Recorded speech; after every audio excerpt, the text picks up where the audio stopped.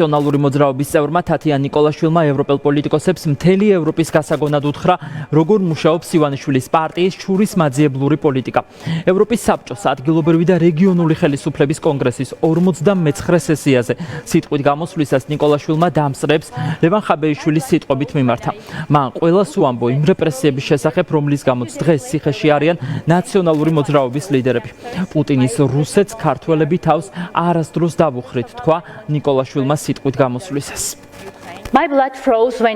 სისხლი მეყინებოდა, როცა დალეწილ დასისხლიანებულ ახალგაზრდებს უყურებდი. რამდენიმე დღეში ერთი ახალგაზრდის გადასარჩენად გაქცეულს სახის ძვლები მეც დამილეწეს. სულიერად და მენტალურად ამან უფრო გამაძლიერა. ხორცი მეწვოდა, როცა ერთმანეთის მიყოლებით დატყვევებულ სინდისის პატიმრებს უყურებდი. ახლა მეც ბორკილ დადებული ტუსაღი ვარ.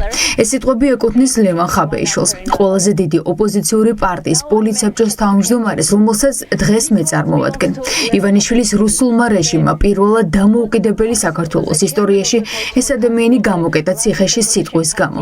დიახ, სწორად გაიგეთ.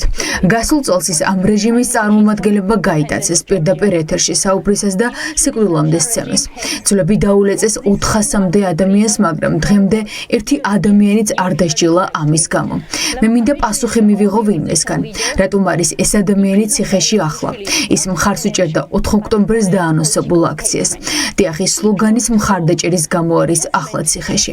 4 ოქტომბერს 100,000-ობით ქართველი გამოვიდა ქუჩაში თვითგამოცხადებული ხელისუფლების მშვიდობიანი დამხობის და მშვიდობიანი რევოლუციის მოთხოვნით. ამ დღეს დააკავეს 71 წლის მსოფლიო ბანი პაატა ბურჭულაძე, ირაკლი ნადირაძე, მუხთა ზოდელავა, ლაშა ბერიძე, პაატა მანჯგალაძე. ამ ადამიანებმა გაწირეს ყველაზე ძვირფასი საკუთარი თავისუფლება. ბოლომდე ვაპირებთ ბრძოლას.